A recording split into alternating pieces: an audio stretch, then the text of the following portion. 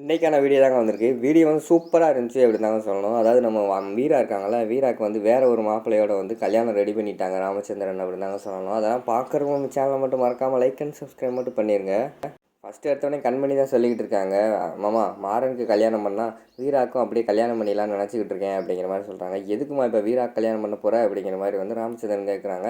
இல்லை மாமா, எனக்கு இப்போ தான் கல்யாணம் ஆகிருக்கு. எங்கள் வீட்டில் உள்ள சொத்து நகை எல்லாத்தையும் விற்று தான் அடமானம் வச்சு தான் நாங்கள் வந்து கல்யாணத்தை முடித்தோம். இப்போ கூட அந்த கடனை அடைக்கிறதுக்காக தான் கஷ்டப்பட்டுக்கிட்டு இருக்கா வீரா. நைட்டு கூட ஆட்டோ ஓட்டிக்கிட்டு இருக்கா அப்படிங்கிற மாதிரி சொல்கிறாங்க. என்னம்மா சொல்கிற அப்படிங்கிற மாதிரி சொன்னோடனே, ஆமாம்மாம்மா, நைட் ஆட்டோ ஓட்டி தான் கடனெல்லாம் அடைச்சிக்கிட்டு இருக்கா. அதனால் அவளும் ரொம்ப கஷ்டப்பட்டுக்கிட்டு இருக்கா. அவளுக்கு ஒரு கல்யாணம் பண்ணி வச்சோம்னா அவளும் சந்தோஷமாக இருப்பாள். அம்மாவோட ஆசையும் அதுதான். அம்மாட்டையும் நான் கேட்டேன், அம்மாவும் கல்யாணம் பண்ணி வைப்போம் அப்படின்னு சொல்லிகிட்டு இருந்தாங்க. அவளுக்கும் கல்யாண வயசு வந்துருச்சுல அப்படிங்கிற மாதிரி சொல்லிகிட்டு இருக்காங்க.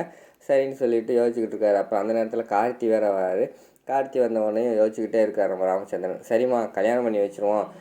எங்கள் அன்னைக்கு உன் கல்யாணத்துக்கு எங்கள் சொந்தக்காரங்க பெரியப்பா சித்தப்பா எல்லாருமே வந்தாங்க. எல்லாருமே என்ன சொன்னாங்கன்னா, வீராவே பேசாமல் உங்கள் வீட்டுக்கே மருமகள் ஆக்கிடு அப்படின்னு சொன்னாங்க. அதனால தான் நான் வந்து கார்த்திக்கு பேசாமல் வீராவை கல்யாணம் பண்ணி வச்சிடலாமான்னு யோசிச்சுக்கிட்டு இருந்தேம்மா அப்படிங்கிற மாதிரி சொல்கிறாங்க. உடனே கண்மணிக்கு வந்து பயங்கரமாக ஷாக் ஆகிடுது. ஐயோ, வீரா மறுபடியும் இந்த வீட்டிலையே அப்படின்னு சொல்லி யோசிச்சுட்டு, இல்லைம்மாம்மா, அது வந்து சரியாக வராது. நானும் இதை பற்றி வந்து அம்மா கிட்டே கேட்டேன். அம்மா என்ன சொல்லிட்டாங்கன்னா, ஒரே வீட்டில் 2 பொண்ணை வந்து கொடுக்கக்கூடாது, அது சரியாக இருக்காது, அதனால் வேண்டான்னு சொல்லிட்டாங்க மாமா அப்படிங்கிற மாதிரி வந்து நம்ம வீரா சாரிம்மா கண்மணி சொல்கிறாங்க. அப்படியாம்மா, சரிம்மா, உங்கள் வீட்டில் எல்லாருமே வேண்டாம்னு சொன்ன பிறகு அந்த கல்யாணம் நடந்தால் அது சரி இருக்காது. நம்ம வேறு ஒரு நல்ல மாப்பிள்ளை பார்ப்போம் வீராக்கு அப்படின்னு சொல்லிட்டு, என் பொண்ணு நான் அவளுக்கே கல்யாணம் முடிச்சு வைக்கேன் அப்படின்னு சொல்லிட்டு ராமச்சந்திரன் போயிடுறாங்க. மறுநாள் காலையில் பார்த்தா டக்குன்னு ஒரு புரோக்கர் வந்து உட்காந்துருக்காரு. என்னடா புரோக்கர் வந்திருக்காருன்னு எல்லாம் ஷாக்காகி பார்த்துக்கிட்டு இருக்காங்க. அங்கே பார்த்தா ராகவன் கண்மணி வந்து அந்த புரோக்கர்கிட்ட பேசிக்கிட்டு இருக்காங்க. அந்த நேரத்தில் வந்து மாறன் வந்து வராரு. வந்தவொடனே அவங்க அத்தைகிட்ட போய், என்னத்தை ஏதோ புரோக்கர் வந்திருக்காரு, யாருக்கு கல்யாணம், என்னாச்சு அப்படின்னு கேட்டுக்கிட்டு இருக்காங்க. ஏய் கார்த்தி, உனக்கு கல்யாணமாடா அப்படிங்கிற மாதிரி கார்த்தியை பார்த்து கேட்காங்க. அண்ணே அதெல்லாம் இல்லைண்ணே அப்படிங்கிற மாதிரி அவர் சொல்கிறாரு. அடுத்து கொஞ்ச நேரத்தில் ராமச்சந்திரன் வராரு. ராமச்சந்திரன் இறங்கி வந்தோடனே, வணக்கம் புரோக்கரே, நல்ல பொண்ணு வந்து நல்ல படித்த பொண்ணு, நல்ல அறிவான பொண்ணு, அழகாக இருப்பாள். அதுக்கு ஏற்ற மாதிரி பையன் இருக்கணும், நல்ல அழகாக அறிவாக. மெயினாக வந்து குடிப்பழக்கம் இருக்கக்கூடாது. குடிகாரனுக்கு கட்டி கொடுத்துட்டு அந்த பொண்ணோட வாழ்க்கை சீரழிஞ்சிடும். அதனால் வந்து குடிப்பழக்கம் இருக்கக்கூடாது அப்படிங்கிற மாதிரி சொல்லி மாறன் வந்து திருன்னு முழிக்கிற மாதிரி காட்டுறாங்க. அது சரி, யார் இப்போ பொண்ணு மாப்பிள்ளை பார்த்துக்கிட்டு இருக்காரு அப்படின்னு சொல்லிட்டு அவங்க அத்தைக்கிட்ட கேட்டுக்கிட்டு இருக்காங்க மாறன். அது எனக்கு என்னடா தெரியும், அவங்க அப்பா என்ன சொல்லவா செய்வார், அவர் ஏதாவது செய்வார், நம்ம தெரிஞ்சுக்க வேண்டியதான் அப்படிங்கிற மாதிரி வள்ளி சொல்கிறாங்க. அதுக்கடுத்து பார்த்தா, சரி யாருக்கு பொண்ணு போட்டால் கொடுங்க அப்படிங்கிற மாதிரி வந்து அந்த புரோக்கர் கேட்காரு. கண்மணி, வீராவோட ஃபோட்டோ கொடுமா அப்படிங்கிற மாதிரி வந்து நம்ம ராமச்சந்திரன் சொல்கிறாங்க. அதை கேட்டவுடனே மாறன் வந்து பயங்கரமாக ஷாக் ஆகிடுறாங்க. என்னது வீரா கல்யாணம், அதை எப்படி அவர் தெரியாமல் நம்ம கல்யாணம் பண்ண போகலாம் அப்படின்னு சொல்லிட்டு விறுவிறுன்னு கோவத்திலே உட்காந்துருக்காங்க. டக்குன்னு கோவத்தில் வந்து வீரா கால் பண்ணுறாங்க. என்ன நீ நினச்சிக்கிட்டு இருக்க, அதுன்னு 2 நாள் தான் ஆச்சு ரிஜெக்ட் பண்ணி, அதுக்குள்ளே வேறு ஒரு பையனை பார்த்துட்டியா, அதுக்குள்ளே கல்யாணம் பண்ண போறியா அப்படி இப்படிங்கிற மாதிரி திட்ட ஆரம்பிச்சிடுறாங்க. உடனே வீரா வந்து என்னென்னு புரியாமல், என்ன ஆச்சு இப்போ, உனக்கு என்ன பிரச்சனை, எதையாவது போதையை போட்டு வளம்பிக்கிட்டு இருக்காத நீ வை அப்படிங்கிற மாதிரி சொல்கிறாங்க. போதையை போடுறேனா, உனக்கு நீ தாண்டி காரணம் நான் போதையை போடுறதுக்கு அப்படிங்கிற மாதிரி வந்து மாறன் சொல்கிறாங்க. என்னது நான் காரணமா, நான் என்ன காரணம், நீ அதுக்கு முன்னாடி குடிச்சுட்டு தான் இருந்தேன், உன்னை குடிக்கக்கூடாதுன்னு ஒரு 3 நாள் திருத்தினேன், திருப்பியும் குடிக்க ஆரம்பிச்சிட்டேன் அப்படிங்கிற மாதிரி வந்து வீரா சொல்கிறாங்க. ஆமாம், அந்த 3 நாள் நல்லா தானே இருந்தேன், அதுக்கடுத்து குடிக்கிறதுக்கு யார் காரணம், நீ தான், என் ஃபீலிங்ஸுக்கு மரியாதையே இல்லை அப்படின்னு புலம்ப ஆரம்பிச்சிடுறாங்க. இப்போ எதுக்கு தேவையில்லாமல் புலம்பிக்கிட்டு இருக்கேன், உனக்கு என்ன பிரச்சனை அப்படிங்கிற மாதிரி வந்து வீரா கேட்குறாங்க. பிரச்சனையே நீ தான், உனக்கு பெண்ணை நான் உனக்கு ப்ரப்போஸ் பண்ணேன், உனக்கு பிடிக்கலை, சரி பிடிக்கலைன்னா விட்டுற வேண்டியதானே, அதுக்குள்ளே நீ எங்கள் அப்பாட்ட சொல்லிவிட்டு நீ வந்து மாப்பிள்ளை பார்க்க சொல்லியிருக்க அப்படிங்கிற மாதிரி சொல்கிறாங்க. இங்கே பாரு, நான் சொல்லலை, இதில் ஏதோ தப்பு நடந்திருக்கு அப்படிங்கிற மாதிரி சொல்கிறாங்க. முதல்ல ஃபோனை வை, உனக்கு நம்ப மாட்டேன் அப்படின்னு சொல்லிட்டு ஃபோனை வச்சிடுறாங்க.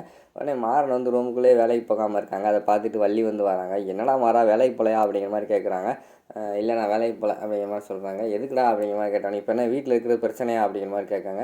அது இல்லைடா, நீ வீட்டிலே இரு, எவ்வளோ நேரம் வேணா இரு அப்படிங்கிற மாதிரி சொல்கிறாங்க. இல்லை, அந்த பொண்ணை கூட்டு வந்து என்கிட்ட காட்டுறேன்னு சொன்னியே, காட்டவே இல்லையே அப்படிங்கிற மாதிரி வந்து வள்ளி கேட்குறாங்க.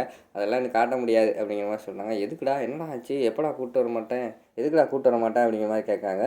அந்த பொண்ணை என்னை வேண்டான்னு சொல்லிடுச்சு, அவ்வளோதான் அப்படிங்கிற மாதிரி சொல்கிறாங்க. ஓ, அதுக்கு தான் நீ மறுபடியும் குடிச்சிக்கிட்டு இருக்கியா அப்படிங்கிற மாதிரி சொல்கிறாங்க. அதெல்லாம் கிடையாது, என்னை கொஞ்சம் நேரம் தனியாக இருக்க விடு அப்படிங்கிற மாதிரி சொல்கிறாங்க. ஆமாம், எப்போ பார்த்தாலும் தனியாக இருக்க விடு, பிரைவேசி இதை ஒன்று கற்று வச்சுருக்க அப்படிங்கிற மாதிரி சொல்கிறாங்க. சரி இருக்கட்டும், வாடா அந்த பொண்ணுகிட்ட நான் போய் பேசுகிறேன், உனக்காக நான் பேசுகிறேன்டா அப்படிங்கிற மாதிரி சொல்கிறாங்க. எனக்காக யாரும் பேச வேண்டாம், நீ பேசாமல் இரு அப்படிங்கிற மாதிரி வந்து சொல்கிறாங்க. உடனே நான் பேசுவேன்டா, அந்த பொண்ணு வேண்டான்னு சொன்னால் என்ன, நம்ம போய் கேட்போம்டா அப்படிங்கிற மாதிரி சொல்கிறாங்க. அந்த பொண்ணு சட்டெல்லாம் மூடிடுச்சு, இன்னும் திறக்க முடியாது அப்படிங்கிற மாதிரி சொல்கிறாங்க. ஏன் பிளாக்கில் வாங்க முடியாதா, வா போவோம், எனக்கு இந்த மாதிரி ரைமிங்கெல்லாம் பேச தெரியும், வாடா அப்படிங்கிற மாதிரி கூப்பிட்றாங்க. கொஞ்சம் நேரம் போ அப்படிங்கிற மாதிரி விரட்டி விடுறாங்க. உடனே போகும்போது சொல்லிட்டு போகிறாங்க, எந்த சிரிக்கியோ இப்படியே மாறனை வந்து உட்கார வச்சிட்டாலே அப்படின்னு சொல்லிட்டு புலம்பிகிட்டே போகிறாங்க. அடுத்து வந்து கண்மணி வந்து அவங்களோட வீட்டுக்கு போகிறாங்க. அவங்க அம்மா வந்து ஆல்ரெடி வந்து அவங்க அம்மாக்கிட்ட வந்து வீரா வந்து என்னை யாரை கேட்டு எனக்கு வந்து பொண்ணு பார்க்க சொன்னீங்க, சாரி மாப்பிள்ளை பார்க்க சொன்னீங்க அப்படின்னு சொல்லிட்டு கோவப்பட்டு ரூமில் போயிருக்காங்க. அப்போ வந்து கண்மணி போகிறாங்க, வீரா எங்க அப்படிங்கிற மாதிரி அவங்க அம்மாட்ட கேட்காங்க. வா கண்மணி, நீ தான் கல்யாணத்துக்கு மாப்பிள்ளை பார்க்க சொன்னியா அப்படிங்கிற மாதிரி கேட்டவுடனே, ஆமாம் நான் தான், இப்போ நான் வீராட்ட பேசிட்டு விவரம் சொல்கிறேன்னு சொல்லிட்டு வீராவை கூப்பிட்றாங்க. வீரா வெளியில் வராங்க. வீரா வெளியில் வந்தோடனே, என்னடி இப்படி கோவமாக இருக்க அப்படிங்கிற மாதிரி கேட்டவொடனே, அம்மா அவனை யார் எனக்கு ஃபஸ்ட்டு மாப்பிள்ளை பார்க்க சொன்னது அப்படிங்கிற மாதிரி கேட்காங்க. ஏன்டி உன் அக்காவை நான் பார்க்கக்கூடாதா அப்படிங்கிற மாதிரி கேட்டவொடனே, எனக்கு எல்லாமே தெரியும், குடும்பத்தில் 1008 பிரச்சனை இருக்குது, 1008 கடன் இருக்குது, எல்லாத்தையும் அடைச்சிட்டு எனக்கு கல்யாணம் பண்ண தெரியும், இப்போ எனக்கு கல்யாணம் பண்ணுறதுக்கு விருப்பம் இல்லை அப்படிங்கிற மாதிரி சொல்கிறாங்க. இங்கே பாரு, வீட்டில் வந்து ஆம்பளை இல்லை, அதனால் வந்து டக்கு டக்குன்னு நல்ல காரியம் நடந்தால் தான் நல்லாயிருக்கும், 2 பேருமே சேர்ந்தே வந்து நம்ம அம்மாவோட கடனை வந்து இனிமேல் அடைப்போம் சரியா, அதனால் நீ கல்யாணம் பண்ணு அப்படிங்கிற மாதிரி சொல்கிறாங்க. எனக்கு கல்யாணம் வேண்டாம், அவ்வளோதான், நான் கல்யாணம் பண்ணிக்க மாட்டேன், எனக்கு இப்போ கல்யாணம் வேண்டாம் அப்படின்னு சொல்லிட்டு விறுவிறுன்னு அவங்க அந்த இடத்துல இருந்து அவங்க ரூமுக்குள்ளே போய் டம்முன்னு கதவை சாத்தி உள்ளே போய் இருந்துக்கிறாங்க. அதை பார்த்து இவங்க கண்மணி வந்து என்ன பண்ண தெரியாமல் முழிச்சுக்கிட்டு இருக்கிற மாதிரி காட்டிக்கிட்டு இருக்காங்க. அதோடு பார்த்தீங்கன்னா இந்த எபிசோட வந்து முடிச்சிடுறாங்க.